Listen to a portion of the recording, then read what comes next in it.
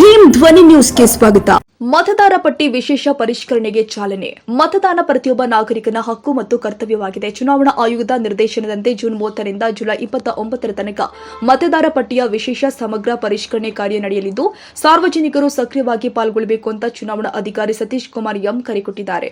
ನಗರದ ತಹಸೀಲ್ದಾರ್ ಕಾರ್ಯಾಲಯದ ಸಭಾಂಗಣದಲ್ಲಿ ಆಯೋಜನೆ ಮಾಡಲಾಗಿದ್ದ ಕಾರ್ಯಕ್ರಮದಲ್ಲಿ ಮತದಾರ ಪಟ್ಟಿಯ ಪರಿಷ್ಕರಣಾ ಕಾರ್ಯಕ್ಕೆ ಚಾಲನೆ ಕೊಟ್ಟು ಮಾತನಾಡಿದ ಅವರು, ಚುನಾವಣಾ ಅಧಿಕಾರಿ ಸತೀಶ್ ಕುಮಾರ್ ಎಂ ಪ್ರತಿಯೊಬ್ಬ ನಾಗರಿಕನು ಸ್ವಯಂ ಪ್ರೇರಿತವಾಗಿ ಈ ಪ್ರಕ್ರಿಯೆಯಲ್ಲಿ ಭಾಗವಹಿಸಿ ಮತದಾರ ಪಟ್ಟಿಯನ್ನು ದೋಷರಹಿತವಾಗಿಸಲು ಸಹಕರಿಸಬೇಕು ಅಂತ ಮನವಿ ಮಾಡಿದ್ದಾರೆ.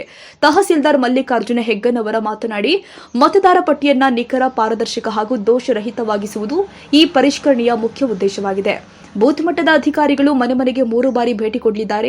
ಅವರಿಗೆ ಅಗತ್ಯ ದಾಖಲೆಗಳನ್ನು ಒದಗಿಸುವ ಮೂಲಕ ಆರೋಗ್ಯಯುತ ಮತದಾನಕ್ಕೆ ಸಹಕರಿಸಿ. ಈಗಾಗಲೇ ಗ್ರಾಮೀಣ ಭಾಗಗಳಲ್ಲಿ ಜಿಂಗಲ್ ಮತ್ತು ಧ್ವನಿವರ್ಧಕಗಳ ಮೂಲಕ ವ್ಯಾಪಕ ಪ್ರಚಾರ ಕೈಗೊಳ್ಳಲಾಗಿದೆ ಎಂದಿದ್ದಾರೆ. ಮೂಲಿಮಠದ ಮಲ್ಲಿಕಾರ್ಜುನ ಶಿವಾಚಾರ್ಯ ಶ್ರೀಗಳ ದಾಖಲಾತಿಗಳನ್ನು ಪಡೆಯುವುದರ ಮೂಲಕ ಮತದಾನ ಪಟ್ಟಿ ಪರಿಷ್ಕರಣಾ ಕಾರ್ಯಕ್ಕೆ ಅಧಿಕೃತವಾಗಿ ಚಾಲನೆ ಕೊಡಲಾಗಿದೆ. ಈ ಸಂದರ್ಭದಲ್ಲಿ ನಗರಸಭೆಯ ಪೌರಾಯುಕ್ತ ಸಂಗನಬಸಯ್ಯ, ಗದಿಗಿಮ್ಮನಮಠ ಬಿಇಒ ಎಎ ಖಾಜಿ, ಸಿಡಿಪಿಒ ಅಮೃತ ಸಾಣಿಕೊಪ್ಪ, ಶಿರಸ್ತೇದಾರ್ ಶಶಿರಾಜ್ ವನಕಿ, ಮಲ್ಲಯ್ಯ ಕಂಬಿ ಸೇರಿದಂತೆ ಬೂತ್ ಮಟ್ಟದ ಅಧಿಕಾರಿಗಳು ಹಾಗೂ ಸಿಬ್ಬಂದಿ ಉಪಸ್ಥಿತರಿದ್ದರು. ಐಎಂ ಫಣಿಮಂದ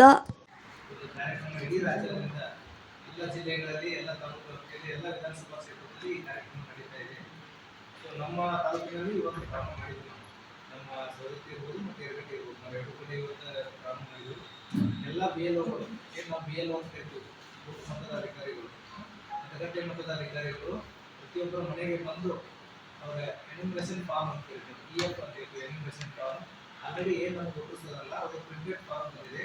ಆ ಫಾರ್ಮ್ನ 2 ಪ್ರತಿಯಲ್ಲಿ ನೀಡ್ತಾರೆ. ಮನೆಯಾಗ 5 ಜನ ಒಪ್ಪಿಸೋದಂದ್ರೆ 10 ಫಾರ್ಮ್ ಇರ್ತಾರೆ. ಒಬ್ಬೊಬ್ಬರಿಗೆ 2 ಪ್ರತಿ ನೀಡ್ತಾರೆ. ಒಂದು ಪ್ರತಿ ಅವ್ರು ಇಟ್ಕೋತಾರೆ, ಇನ್ನೊಂದು ಪ್ರತಿಯನ್ನು ಅವ್ರು ತುಂಬಿ ವಾಪಸ್ ನಮ್ಮ BLO ಕೊಡಬೇಕು. ಸೊ ಆ ಕಾರ್ಯ ಇವತ್ತಿಂದ ನಾವು ಪ್ರಾರಂಭ ಮಾಡಿದೆವು. 30 ದಿನಗಳವರೆಗೆ ನಿಂತಿದ್ವಿ. ಇದಕ್ಕೂ ಸಹಿತ ನಮ್ಮೆಲ್ಲ ಮಾಧ್ಯಮದ ಸಹಕಾರ, ಎಲೆಕ್ಟ್ರಾನಿಕ್ ಮೀಡಿಯಾ ಮತ್ತು ಪ್ರಿಂಟ್ ಮೀಡಿಯಾ ಇದ್ದು ನಮ್ಮ ಸಹಕಾರ ಬೇಕು. ಸೊ ಇವತ್ತು ನಾವು ಈ ಕಾರ್ಯಕ್ರಮ ದೇಶದಲ್ಲಿ ಮುಗಿದ್ಮೇಲೆ, ಸಭೆ ಮುಗಿದ್ಮೇಲೆ 4-5 ನಾವು VIP ಆಫೀಸಿಗೆ ಹೋಗಿ ಅದನ್ನು ಫಾರ್ಮನ್ನು ಕೊಟ್ಟು ಸರ್ ದೇಶದಲ್ಲಿ ನಾವು ಸಹಿತ ಬಂದು ಅದನ್ನು ಕವರ್ ಮಾಡಬೇಕಂತ ನಮ್ಮಲ್ಲಿ ವಿನಂತಿ ಮಾಡ್ತಾ ಇದ್ದೀವಿ. ಮತ್ತು ನಾವು ನಗರಸಭೆ, ಸವದತ್ತಿ, ಮುನ್ನೋಳಿ ಪುರಸಭೆ ಮತ್ತು ಯರಗಟ್ಟಿ ಪಟ್ಟಣ ಪಂಚಾಯತು ಮತ್ತು ಅದೇ ರೀತಿ ಎಲ್ಲ ಗ್ರಾಮ ಪಂಚಾಯತ್ ವ್ಯಾಪ್ತಿಯಲ್ಲಿಯೂ ಸಹಿತ ನಾವು ಇದನ್ನು ಪ್ರಚಾರ ಮಾಡ್ತಾ ಇದ್ದೀವಿ. ಸೊ ಇದನ್ನು ಜಿಂಗಲ್ ಮೂಲಕ, ನಾವು ವೆಹಿಕಲ್ ಮೂಲಕ ನಾವು ಇವತ್ತಿನ ಅನೌನ್ಸ್ಮೆಂಟ್ ಮಾಡ್ತಾ ಇದ್ದೀವಿ. ಪ್ರತಿಯೊಬ್ಬರು ಮತದಾರರು ಅಕಸ್ಮಾತ್ ಮತದಾರರು ಅವತ್ತು ಇರಲಿಲ್ಲ ಅಂದ್ರೆ, ಎಲ್ಲರೂ ಹೋಗಿದ್ದಂದ್ರೆ 3 ವಿಸಿಟ್ ಮಾಡೋಕೆ ನಮ್ಗೆ ಅವಕಾಶ ಇದೆ. ಮನಿ ಲಾಕ್ ಆಗಿದ್ದಂದ್ರೆ 3 ಟೈಮ್ ವಿಸಿಟ್ ಮಾಡ್ಬೇಕಂತ.